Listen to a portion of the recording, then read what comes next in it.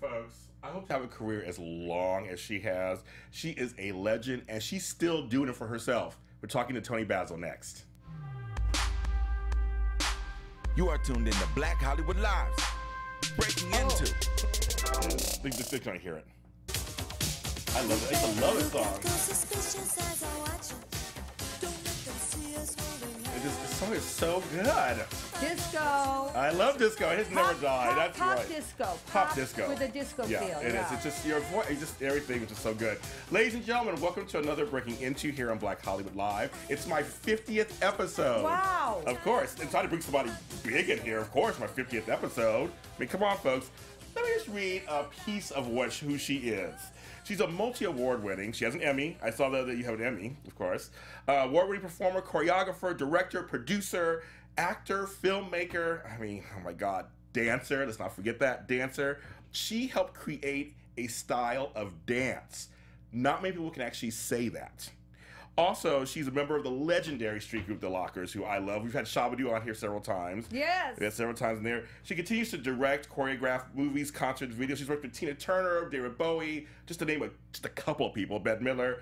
She also had musical success with huge songs like Shopping from A to Z, Over My Head, which she just played, and of course, the gigantic, worldwide, still stands up today, Mickey, which all my sisters who were cheerleaders at the time just loved that video because of the video.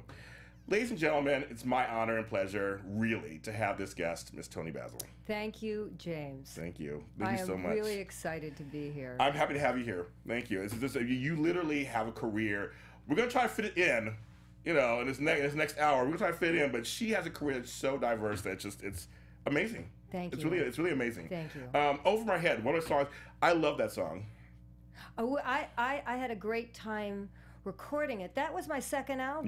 Yeah. And I recall Yes. that I had these huge hits with the video Mickey, Yes. Shopping A to Z, Yes.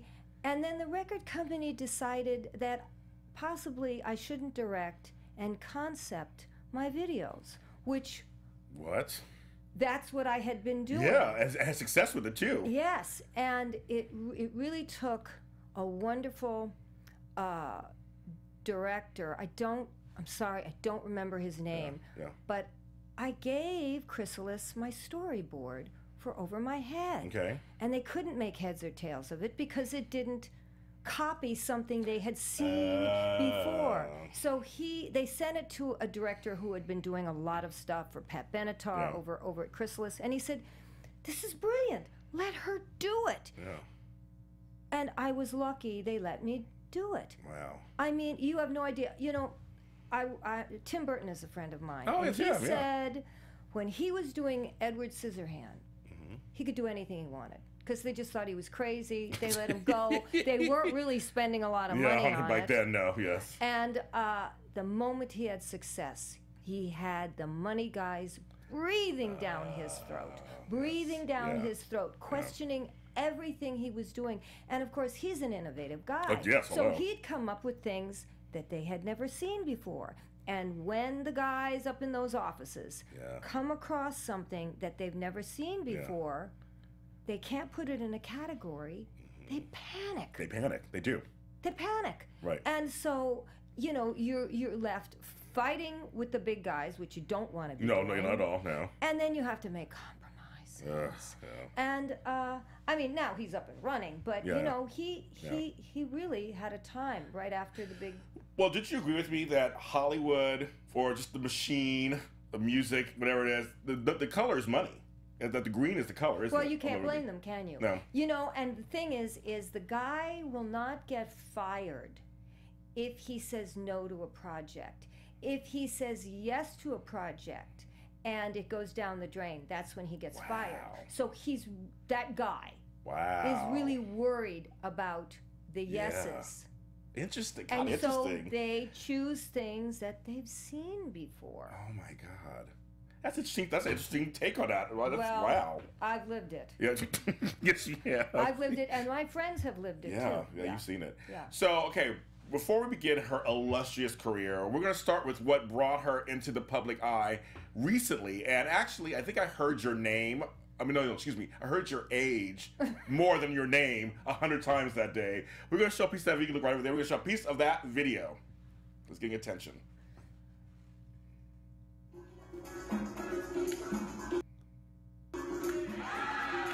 Now, I started out with a little James Brown and a couple of spins. I had never heard that song yet. Oh, you have? Oh. No.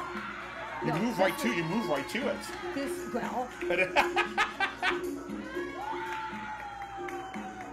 But I look like I'm dancing in my pajamas. I must say. I was just at a class. And they asked you to do something? Yes. That's so funny.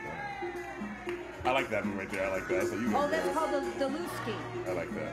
And that's I like that move too. That's from LA. Well, the Lusky's from LA Trendy Dance. What the other stuff that what you said you liked? Yeah. That was my Petite Allegro from ballet class, hidden into funk. She is a ballet dancer too, so yes. But look, you have such sass and fun. You're working to the song. As I was saying, you didn't heard the song before, and like you're working right to it. You're playing to the song and the crowd. And you have personality in there, which is very much the lockers have personality. Oh, baby. We're going to talk about that a little later. But that's, look at you. I love that. So, folks, this video, you can find it everywhere. And so I want to ask you, first of all, belated happy birthday. Oh, thank you. Yeah, yes, a few weeks ago. They were saying I was 72, yes. And then I turned 73. I tell you, when Babson, B-A-B-S-O-N, okay. Baba, B-A-B-A, Sty. You can go to his Facebook, go look at him dance. Okay. Oh my God. Amazing. He is a famous French house dancer, which is a style of hip hop. Yeah, it is. Very famous. And he came into LA to teach a class from Paris. Okay. So I rushed over to take the class. Yeah. So it was in the back because house is not my specialty. Okay. As we know, locking is my specialty. Yeah, yes, we do. That is your specialty. And yes. But I love house. I love the music. So do I. I love what's happening with it. Yes. So after class, he said, "I'd like to say that Toni Basil's in my class." And I thought, I didn't even know he recognized me. Oh, we all know you. Well, he said, "I'm so honored to have you in class, and I followed your career and the lockers, and this and that and that and this. And would you do me the honor of dancing for me?" Okay. Okay. My girlfriend who set up the workshop, yes. Christina Benedetti, she looked at me like, "You better dance." So you did. He said, "Play something for Toni," to the DJ. Oh, wow. And I was off and running. Now, my improvisational skills my ear has developed because I've lost my leaps. I don't do knee slides anymore. So where else am I going to go? Yeah. But Petite Allegro, what they call in ballet, and meshing styles, because I have a history of decades of style in my body. Yes. And so you develop your ear, and all these street dance, these international street dance competitions that I judge now, the guys get out, they battle each other, and they have no idea what song is going to play. Wow. So you judge them also on their ear and how fast they are. Okay, yeah. So you develop, as a judge, you develop that because it's become...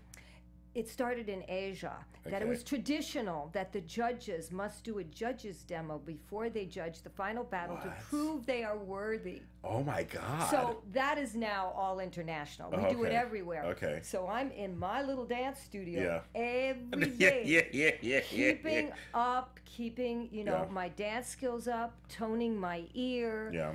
Just in case, sometimes we get to pick a song, sometimes all the judges dance to the same song. You don't know what's going to go on.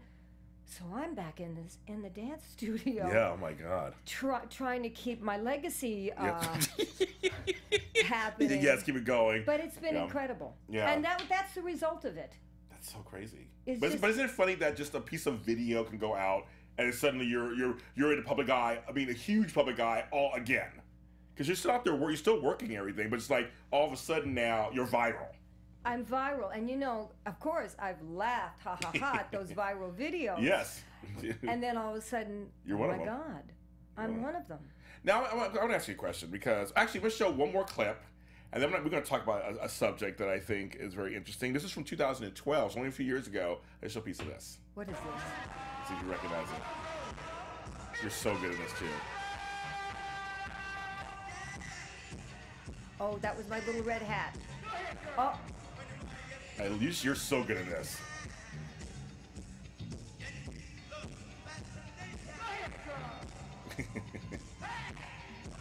I love how you guys talk to each other when you're dancing.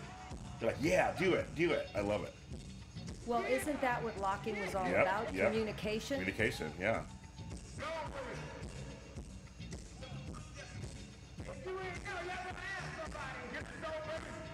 You know, that outfit looked okay. It looks great on you. It's a good outfit, yeah. Cute. All right. All right, you go, girl. Yeah, you're working it. I like that. I love that. I love that. I love that. That's old school. That's right. You have such personality when you dance. That's what I love about this. Well, I was on stage with 6 yes. of the most charismatic dancers ever in street dance. Yes. So I want to show that you guys. You can you find it online too. What year was that? That was 2012. That was KOD. That was for the Keep on Dancing Beijing, China event, which this year they brought the finals to America. Oh, okay. And I got to be one of the 4 live streaming voices. Oh, good. Okay, good. For the event. It was a 3-day event starting at Staples. The Avalon closing night was the Honda Center and Busta Rhymes opened up. I love him. And you know what? These street dance competitions are the best. Well, they're the best kept secret in pop culture. Funny. Because people, there's competitions all over the world. Yeah. Competitions like Juste Debout, like KOD, like Juste Debout, which is the French one. Okay. For the final, 14,000 in the audience. Wow, that's a crowd. That's a crowd. Yeah. 8,000. You know, good. Never have I judged anything for that didn't have like a couple 100. of thousand. You're right. That had a couple of thousand. Yeah. I mean, there's local things that we do all the time here. Yeah. You know, the Japanese lockers. I was talking to them when they were in for KOD, which was just a couple of months ago. They said they do at least 50 battles a year. Oh my God! But that's how this group of the new group of street dancers earn a living. Oh yeah, is with their battles. They become stars. Yeah, that's they true. win a lot of money. Yeah. If they win, if they lose, they've wasted a plane fare, a hotel bill. Yeah, that's right. And then they teach workshops, and then they go all around the world and teach workshops. Yeah. This is the new street dancer. Whereas in America, and then in our time period, you know, the guys dance behind the rappers in videos, or here in America, you try to get on an Usher tour or Justin Bieber tour or Chris Brown tour, you know, or if you're a girl, you want to do Beyonce. Yes. In Europe, you don't have that. Madonna is probably one of the few people that really hire the international dancers. Oh wow! Okay. Yeah. I didn't know that. Yeah. And she also showcases dancers too. In her show, she loves dance. She loves dance. She can dance. Yes. And she's another woman still dancing. Okay. Okay, we'll talk that. Okay, that's what I want to talk about. Correct me if I am wrong, or agree with me if I'm correct. I feel like in dance, because I have friends who do Brazilian dance, African dance. I've seen people in their 60s, 70s, and 80s still doing the moves. We talk about Tina Turner, who you worked with on some of her last tours, and she was in her 60s. Bette Midler doing her mermaid in this wheelchair. 18 wheelchairs I choreographed. Yes. Now tell me if I'm wrong. For some reason, if you, barring any major illness or injury, you could dance well into your 80s, right? You could dance into your 70s. Absolutely. And I'll tell you something. The people you're talking about, which embody street, because God only knows Tina Turner was one of the first with James Brown, where an audience went, what are they doing? Yes. And you wanted to see them dance as much as you wanted to hear them sing. That's very true. And you see, the essence of all of that is funk and personality. So in ballet, in contemporary dance, once you lose your leaps and your knee slides, you're in trouble. Okay. But in street, it's about your funk. Yeah. It's about your ear. It's about your groove. And that you can get better at. Ooh, yes. Makes sense. Yes. Because Tina Turner, I'm sorry. Yeah. She dances just as good. The last tour I choreographed for her, which was 2009. Yeah, yeah. Just as good as the first tour I choreographed for her, which was her first tour after she left Ike. In the 70s, like in the late 70s, I guess, Yeah. Yeah. And sings better. Yeah. Bet sings better. Oh, yeah, I think so, too. I agree. I saw her. Bowie always sang. Yeah, he always sang good. Fantastic. Yeah. You know. Because I just feel like, it's like people they were saying your age so much. It was like, I was going to say 72, so I'm thinking, well, I mean, it's nice to see that. It's a great example that you don't have to stop dancing at 30. But just saying, I feel like dancers can do that for a long time. And I think the street dance community, they know I dance. They know I've danced straight through. The key is not to stop. Oh, right. Okay, you can't stop. You cannot stop. I don't think Michael Jordan could jump back onto the basketball court now. Right. But he'd still be good. He could he could look hot. Yeah. He could look hot. I know what you mean.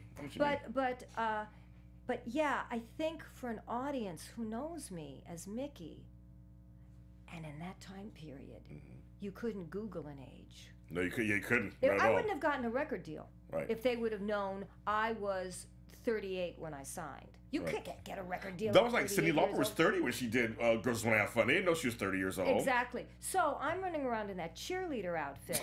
By the time which was your cheerleading out from high school, right? My cheerleading outfit from kids. Las Vegas High. That's right. And they assumed I was in my 20s. Interesting. So I think it was a little shocking. How did she jump from when I was really, 39? Yeah. Going on 40 when I was at Top of the Pops.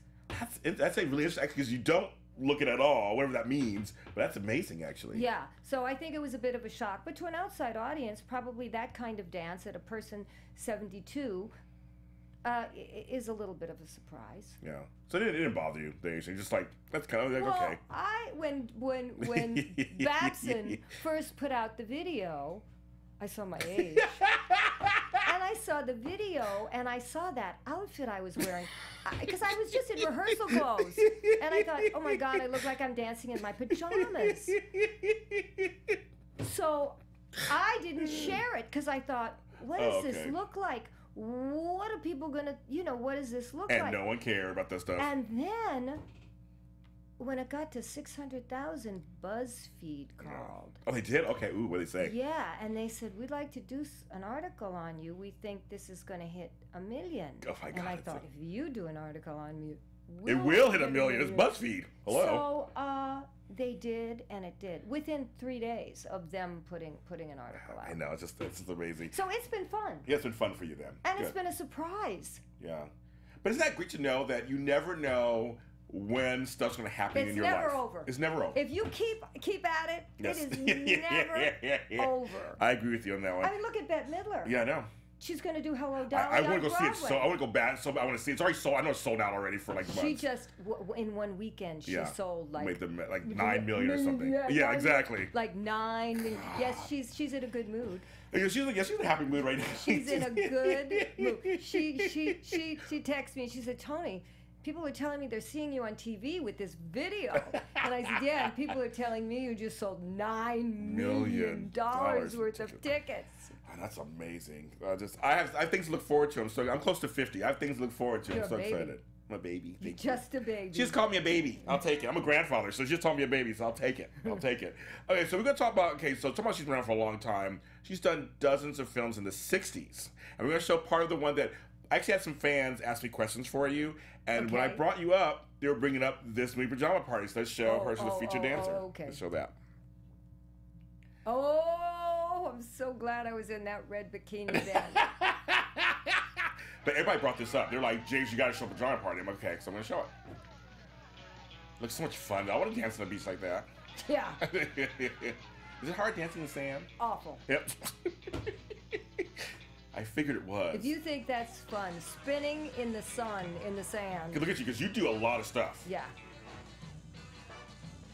Because the sand, it was getting your toes at the same time as it's, yeah. It's a great number, isn't it? Yes, I love this number. Yeah, I was the assistant choreographer on this. David Winters choreographed. Oh, okay. Yeah. I like this part. That's right. That's Terry Garr, the Is movie that really? star, the blonde. Oh my God, I didn't know Yes. that. Oh, I love Terry Garr. Yes. Who's been my friend. I just talked to her 3 How's days she doing? ago. How's she Great. doing? I mean, you know. Yeah, she has some stuff going on, but I'm Yeah. good. Okay. I didn't know it was Terry Garr. See, So funny. this group of people Yes. could do go-go dancing from the time period, but we were all trained jazz dancers. So we were able to cross over to these kind of films. Okay, makes see? sense. Yeah. I So love this whole this routine. group of dancers worked all the time. Okay, that makes We sense. cornered the market. Yeah. So I just want to show that, you guys, because it's just a great number. And I just wondered with the sand, like the sand of the beach, walking in the sand of the beach is sometimes I'm hard. telling you, it was something. Yeah. Oh my God. Now but you also did. I mean, did you do an Elvis movie film too? Elvis movie. Well, I was the assistant choreographer with David Winters on Viva Las Vegas. Yes, I thought. That's right. I was the girl with the red dress on. See the girl with the red Yes. dress? That was me. Another iconic film. That was me. How did you land these? How'd you land that? It's You like know it's, what? I have, in retrospect, when I think about it, I was hanging on the coattails of everybody that was at the cutting edge of pop culture. Yeah. How extraordinary Yeah.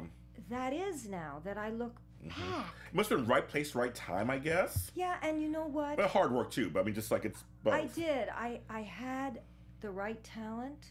I had a unique talent of classically trained. Yes. Coming from a show business family. Yes, you did. Yes. And loving the funk. I loved street dance. I loved social dancing. And see, all of that came together. So I keep saying I came really loaded. Yeah, you did. With all the ingredients, and I was able to deliver, and I worked hard, and I went to dancing class every day, and I went to acting school, and you know I studied filmmaking by osmosis with very famous filmmakers from the 60s. Yeah. And I made films in the 60s. Because you did Easy Rider and you did some films. You did some films. I mean, I hung out with Dennis Hopper. Yeah. I mean, there's the cutting edge of pop culture and film. Him too. Yeah, him too, especially. It just okay. So compare that today with all the Dancing with the Stars, and so you think you could dance. How do you feel about those kind of programs these days? I am so happy dancers are working. Okay. I am so happy that the dancer is working and not behind the singer. Yes. See, those shows That's what somebody said too. He said the same thing. Yeah, those shows that now I was a singer with dancers behind me too, but the lockers weren't. We never danced behind a singer. No, didn't. So I'm so glad to see that, and an audience is really, really appreciating dance. They are, aren't they? They really are. They are. And I'm excited. You know, I'm excited about it. American dance is the greatest dance in the world. Okay. Truly. And why do you say that? Well, if you just look at all the street dance competitions internationally, if you look at the dance that's on all the videos, whether it's locking, whether it's popping, whether it's b-boy, house, hip-hop, crumping, Lindy, voguing. Yes. What is it? It's American art form. Yeah. It's all American dance, created really in our urban communities. You tell it, girl. That's right.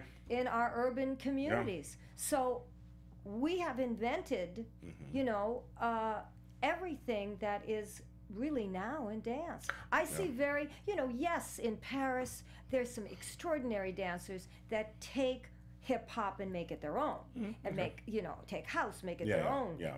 The Asians really do locking in a different way than we did. Yes, like Jabberwockies and all them. They do a lot of stuff. Yes, it's very interesting. But still, you know, it's all American derived. Yeah, that's true. Really. And it's funny you say that because you've been around the world, so you've seen all this stuff. But you're right. It comes from the urban community. Urban situation. The dancing is like informing what's going on in the community sometimes. Absolutely. Because you were there. I mean, you were there at the forefront. Yeah. Of some of the stuff in the early 70s, late early 70s. You saw it. If you think of what Don Campbell did in creating the Campbell lock. Yes. He wasn't a footwork guy. Okay. Okay? So locking has so much to do with hands, arms, and communication. He was a showman.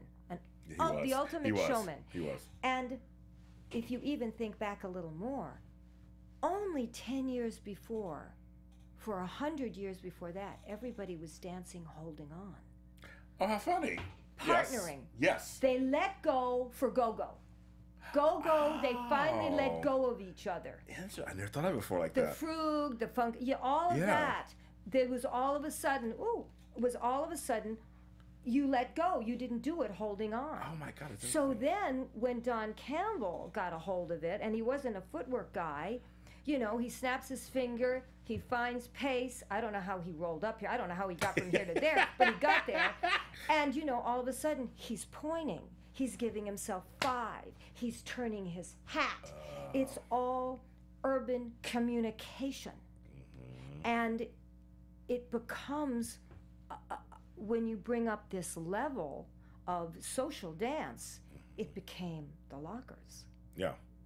And we were able to communicate with an audience without dancing behind a singer. You guys were on everything, like from Dinosaur to, just like, you guys were on everything, and I thought that was such an amazing thing that nowadays you'll see a lot of dancers on just primetime television shows like you guys did. No, we were on the second Saturday Night Live ever. We were on it twice. I was on it a third time. We opened up in the same year and toured with, but opened up for Frank Sinatra at Carnegie Hall. The same year we opened up for the Ohio Players in the Funkadelic at Radio City Music Hall. Now, I don't know an act that can open up for Sinatra and the Ohio Players. I don't either at all.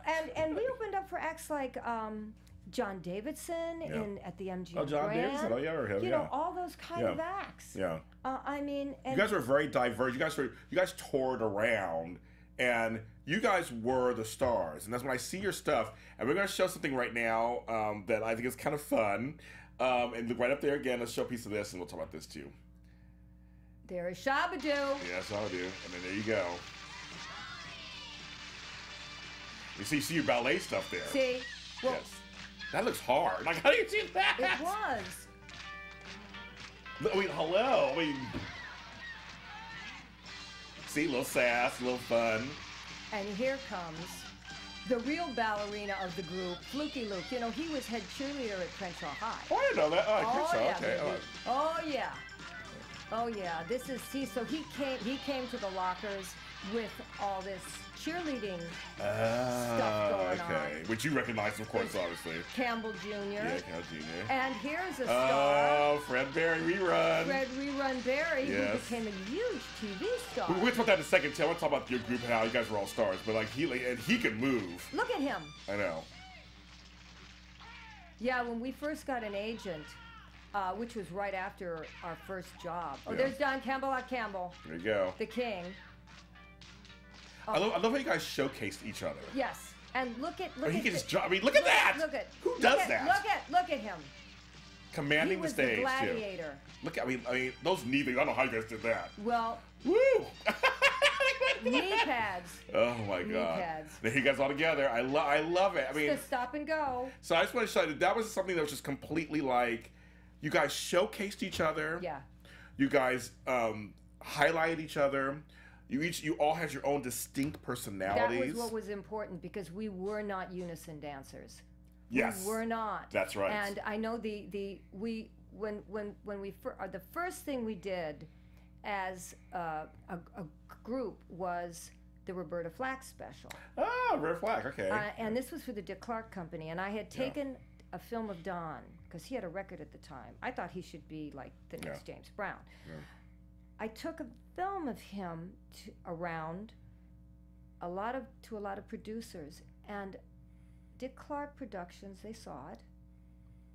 They called me. I don't know what I really don't know what the time frame was. They said, "Remember that guy you showed me? Well, we're doing the Roberta Flack special, and we can't get the Alvin Ailey dancers. We've got a union problem." Oh, okay. Is that guy in the union? I went, no. They went, good, because he can do it. He can do one job not being in the union. We want more of him. I went, oh boy. Okay. We want girls. Okay. White people. Ooh, this is a challenge. Yeah. And because Roberta Flack, she's crossing over. Yeah, she got to pop music too. Yeah, Killing Me Softly was just a huge hit on every radio station known to man. Yeah, it was even huge. the country western one. And so I threw a group together. The white boy was Denny Terrio. Love Denny Terrio. Okay, well, of course, Dance Fever later and all that kind of stuff. Yes. And I put an ad in the Hollywood Reporter that said, because it said on the crawl of the TV show, choreography Toni Basil, but I put an ad saying the Campbell dancers. Okay. Because I thought, well, hey, Don and I had been trying to figure out how could he earn a living? Right. What he was doing. Yeah. You know, and there were others that had the right to earn a living as a dancer. I mean, hey, I know the Nicholas brothers. I came from a show business family. I saw Gregory Hines and all them. I saw a vision. Yeah. And all of a sudden, it was the potential of a group. And I think we did 5 shows. We were still the Campbell-Lock dancers. Then we had a legal problem with that name. Okay. We changed it to the Lockers. Yeah. As Shabadoo says, it was the farming time. It was shuffling. Yes. It was like, I always knew it was what it was. Yeah. And I think on the 5th show, we were the Lockers, and it was the 7 of us. The agency said, where's the girl? Because I didn't do 2 shows, because I was going to choreograph David Bowie. Oh, okay. And I was just coming out of Easy Rider. Oh, wow. So really? It's, where's the girl? Yeah. I said, I'm the girl. Because they thought the girl was not white girl. They would say, you were a light skinned, you were very light skinned. I was a light skinned girl. Yes. And, well, we want that girl back in. They're still looking at me talking as if I'm not the girl. We want the girl back in the group, and don't lose the little fat guy. Interesting. Don't lose the little fat guy. Okay. So there you go. Yeah. There you go. Your group is very unique because. What was it? It was our group. Well, I'm saying to you, like because you're part of that. It created. We'll say everybody was a star, but it created 3 superstars basically out of the group: Shabadoo, yourself, and Fred Rerun Barry. And we had the guy who originated the dance, Don Campbell-Lock Campbell, yes, in it. Exactly. So I mean that was pretty amazing too. Yes, and I think that to me, because my point of that is that it's so interesting. Out of a dance group, people go, "Oh, it's just a dance group." No, obviously you guys were bigger than that. That it created all these stars in other forms of media that are still today talked about. Don's dance, the dance drew these very charismatic people because he gave us a way to communicate without necessarily singing. So all these great dancers that could dance their asses off, but also were charismatic, were drawn to this dance because it gave us so much communication. Yeah.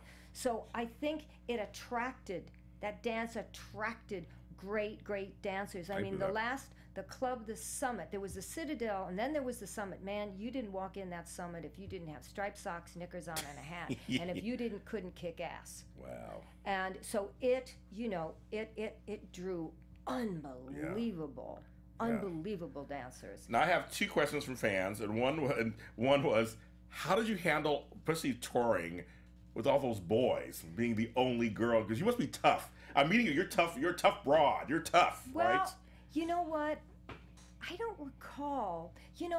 Shabadoo said, "Oh, we were all so mean to you, and then we were difficult." Well, there were times.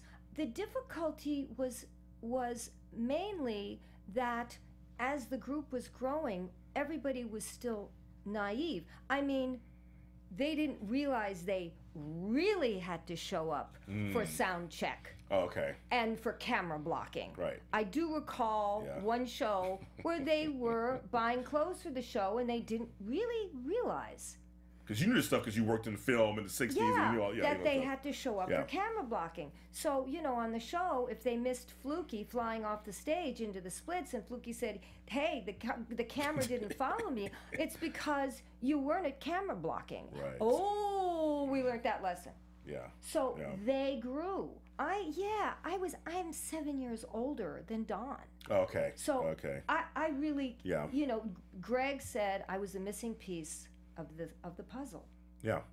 So I was able to translate, and I was always in the club with Don.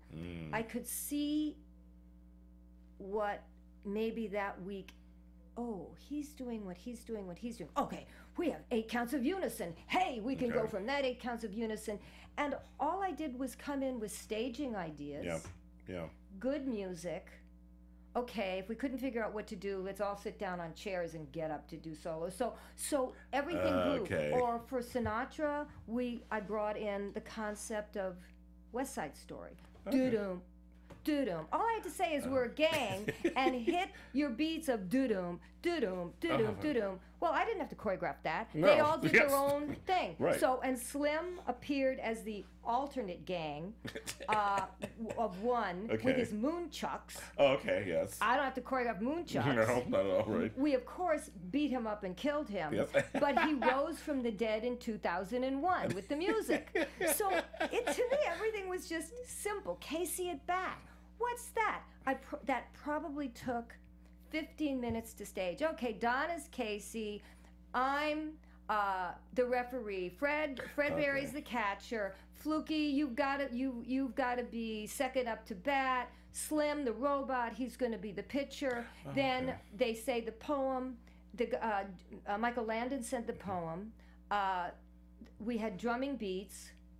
Say the poem. Everybody was able to do their part. Yeah. Because it was cast with this idea, this concept. All I had to do was come up with concepts and cast, and everybody was brilliant. And everybody delivered. You cast, and everybody delivered. I mean, Don as Casey was fantastic. Yeah. I didn't have to do anything. Yeah. He just listened to the words, the story. And he performed. And he improvised it. Yeah. So there you go. So it was really a lazy way of going. I like that, though. That's kind of cool. But it was really fun because we got to create so much stuff. And I think everybody was happy. We all had a job, and we all saw the job, and we all contributed. I like that. We really did. That's the best part of collaboration, we really I think. Did. Yeah. The growing pains were just what they were. Yeah. Growing pains that were not unexpected. Yeah. Really. So another question people want to know, of course, because one of the fans was like, she thought you were a mixed race black woman. They found later that you weren't. Were there any kind of issues with that back in the day with other people? Not obviously the group was fine, but anybody else give you kind of shade for that? No. Never. Good. Never. Good. I mean, look. I grew up on the side of the stage at the Chicago Theater. My father played Judy Garland. Oh wow. And Billy Eckstein. Oh, fun. Okay. You see. Yeah. The star of the show was any color that was the star. So as a child, that didn't factor into me. Even though I went to a private school, there was all white people, but I didn't think much about that because all I cared about was the stage. And on the stage, it didn't matter. And then you saw the Nicholas brothers in a movie. And so I didn't. When somebody in 1970, Lamont Peterson, told me, there's this guy, Don Campbell, and he's got a dance and you might be interested. And I went, yeah. And he said, Lamont was gay. Lamont said, he doesn't go to the same clubs as I do. Lamont was one of the original first whackers. Oh, wow. Absolutely. Okay. He was very famous on Soul Train also. Okay, wow, okay, yeah. And so we went looking for him. One night at Osco's, somebody blew through the door with striped socks and knickers. He said, that's Don Campbell. And I went, you didn't have to tell me. Because it was the best thing I'd seen since James Brown. Wow. He blew in, he did one dance with 2 other people, Don and I still can't figure out who the 2 other people were. Okay. And they left. They left out the side door. And then Lamont called me one day, and he said, hey, we're all on Soul Train. we go to the Citadel down the street on Sunset Boulevard after filming. Meet me down there. And they're everybody from Soul Train. I love it. Oh my God! I love it. It was fantastic. I'm sure. It was fantastic. But, you know, I saw him in 1970. He was creating the dance, and it took us till 73 to get that group going. Yeah. So not bad. Not too bad. Not too bad. A lot of hard work. Yeah. But in the meantime, I was dancing. Yeah, you had a good time dancing. I was dancing. You were dancing. Now, folks, we couldn't talk about any of this. Of course, this show couldn't have Toni have her on here and not show a piece of this clip.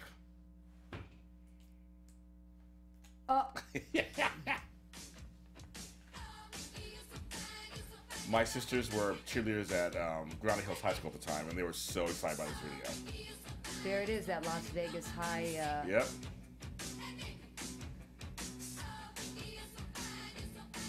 That's the Carson High cheerleaders. Yeah, that's right. They were real cheerleaders, not jazz. Yeah, no, yeah, you can tell by their bodies. You look at them; they're not like, you know. And the girls chanting the chant were Dorsey High cheerleaders. Oh, Dorsey! I didn't know. I knew the Carson. I knew about Dorsey. Oh, that's funny. Yeah. So you look at this right now. I mean, what do you think when you're looking at this right now? That it was a good idea. That's what I mean. It was a good idea. But you know, I shot another video. Yes, you did. And another half a video on that day. I know you have another video for Mickey too, don't you?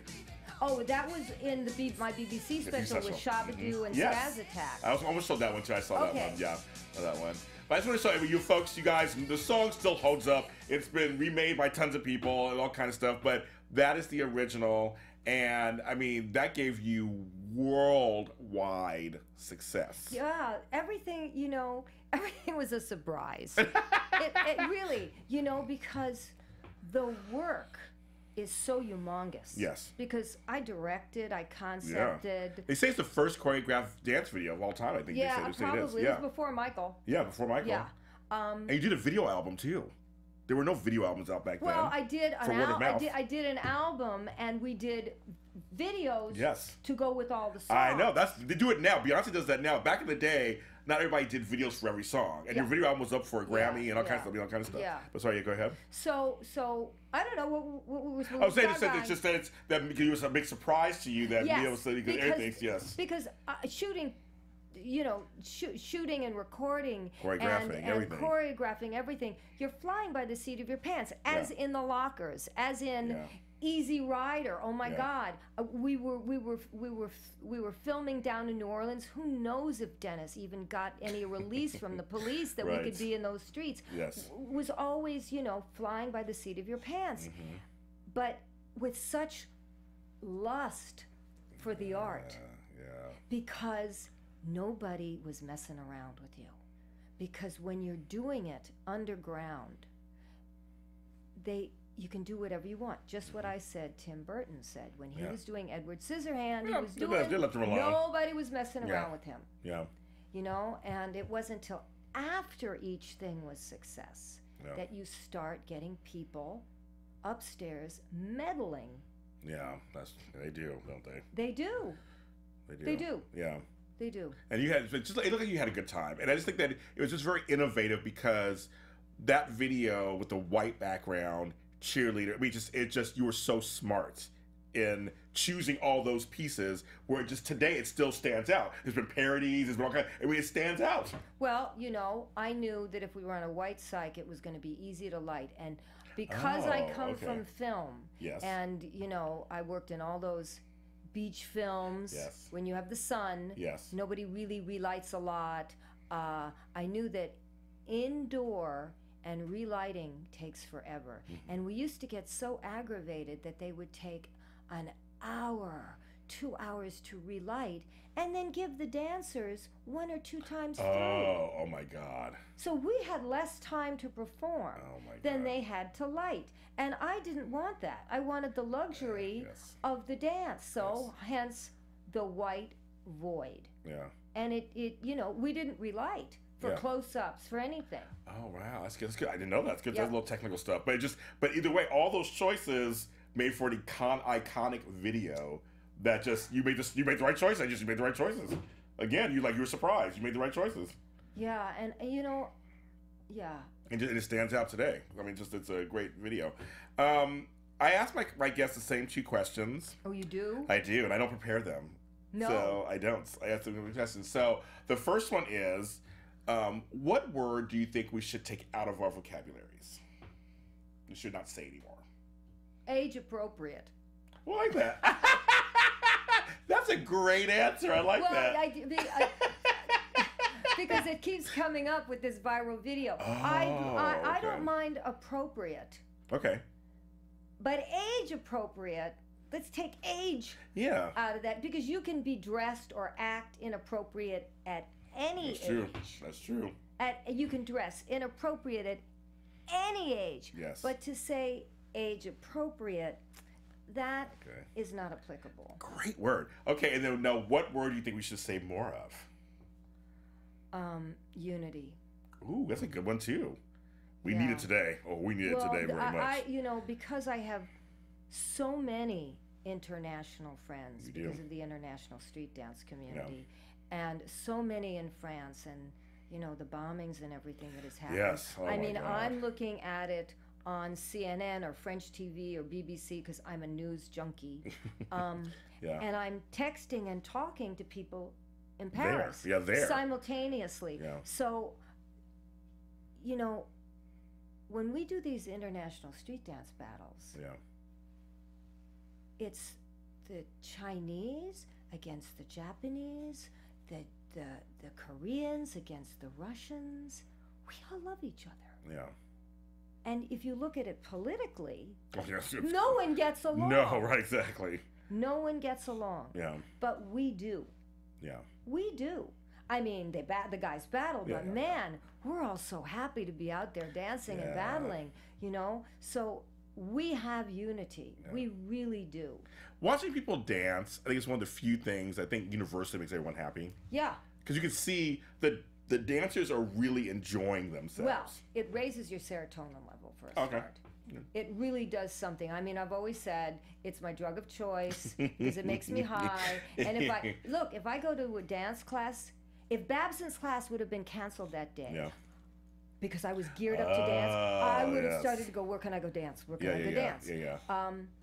So it is a little bit of a junkie high, I like that. And we are high from it, and it's really an extraordinary feeling. Yeah. And I am really grateful for it. It's a great doctor to have. Yes. It's a great psychiatrist to have. I like that. Well, I'm grateful for it too that you've done it. And you can dance. Everybody can dance. There is no age. I think the key to it, anybody out there that wants to dance, okay, what music do you like the best? Oh, I don't like hip hop. Well, do you like salsa? Yeah. So yeah. Okay, so dance salsa. Go take some salsa lessons. Yeah. Oh, I don't want to. No, there's beginning salsa classes. Yes, there are. And everyone in the class is a beginner, and they all feel like you. And then all of a sudden, you start to dance, and it starts to empower you. You like swing music? Go take a Lindy class. You like the waltz?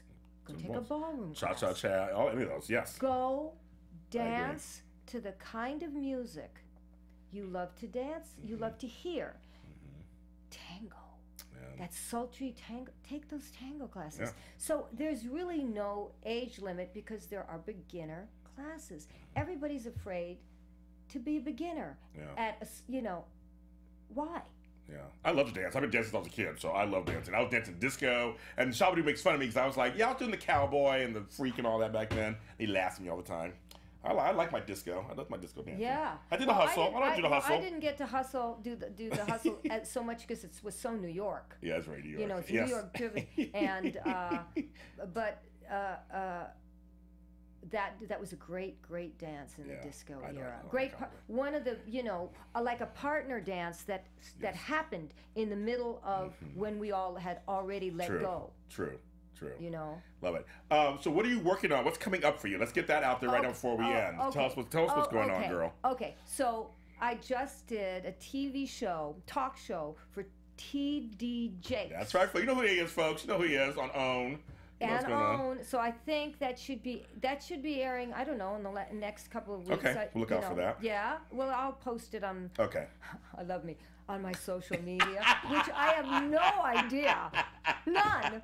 I call up Shabadoo. He's good at it. He's good. Oh, my God. He's better than I am. He's good at it. He's a terror. I call him up for help. Shabadoo, how do you do this? How do you do that? Yes, he works it out. Oh, yeah. He does, yes. So there's that. Then I just came back from New York. My friend Bruce Conner, who was an extraordinary artist in the 60s, who's now passed away, just had a huge retrospective at the Museum of Modern Art. Oh, wow. In New York. Oh, yeah, okay. 10 rooms. He was also a filmmaker. Wow, okay. And he did a film of me called Breakaway. Okay. Which he shot in 1967. It was the first song I ever recorded. So it's in a way considered the first music video. Oh, okay. I love it. So I was flown in there to be at his opening. Now that he is opening, the show is opening up in San Francisco at the end of October. Okay. So I'm going in for that opening. Very good. On the 27th of October, I will be hosting my film at the museum. Okay. Breakaway, and a film that was made of us when we were making the film, and also my films. By the way, Dennis Hopper was our gaffer. The acid scene in Easy Rider was, the style of editing was taken and inspired from Bruce Conner's filmmaking. Dennis was a huge fan and a very close friend of Bruce's. Okay, so this was an all interconnected community. Yeah. And then on the, let's see, that's a Thursday, which is the 27th, the 28th, the 29th. On a Saturday, I'm doing a street dance workshop. Oh, good. Okay. Where I'm showing films at City Dance, which is 10 Chase Court. Okay. And we're doing, I think it starts, the film and the lecture starts at 4:45, and I teach a dance locking workshop at 5:45. Oh, I love it. I love it. And you can come and watch, but you have to pay a little bit of money to watch. It's all worth it. It's all worth it. Yeah. But I'm also showing the films at the museum on that Thursday, and you can come to that also. That's a different set of films. Yeah. Okay. So I get to the last week of October do 2 slices of my life. The early 60s. Life. And then the locking, which is the 70s. That's very cool. That's very cool. It's fun. Yeah, so I think my future is in my past. That's a great saying. I love that. Yeah. I love that. Toni, you're the best. Well, thank you so much. I had a great time. I love talking, and I love talking to you, because I know you do your homework. I've watched your shows. Thank you. So I knew I was going to have a good time. Thank you. I did. Thank you. And I really appreciate it. And I really appreciate this interview. Thank you very much. I had a great time. My honor. You guys, you can follow us on the Breaking Into page on Facebook. You can follow me at James Lott Jr. and use the hashtag Breaking Into. You want any more questions for her, I can pass on to her. Yes. Or more information for her, I can send you to her also for more information and stuff. Right, Miss Toni? ToniBasil.net. You got it. My YouTube channel is Toni Basil's House. That's right. And you can see, Facebook. We have the Lockless Facebook. You can keep up with us. Yes, all the time. And I'll have to get back on one day. Maybe with Shabadoo. Maybe come on together. Oh, you have and maybe to. Dawn too. Let's do that. Work on that. Let's do that. Okay, you got it on camera. Okay. We're going to do that. And you guys, love you guys. And thank you for joining my 50th episode. I will see you guys next time. From producers Maria Menounos, Dario Kristen, Tiana Hobson, Kevin Undergaro, and the entire BHL crew, we would like to thank you for supporting Black Hollywood Live, the first online broadcast network dedicated to African American entertainment. For questions and comments, contact us at info@blackhollywoodlive.com. Like us on Facebook, tweet us, or Instagram us at BHL Online. And I'm your BHL announcer, Scipio. Instagram me at Planet Scipio. Thank you for tuning in. The views expressed here are those of the host only and do not necessarily reflect the views of BHL or its owners or principals.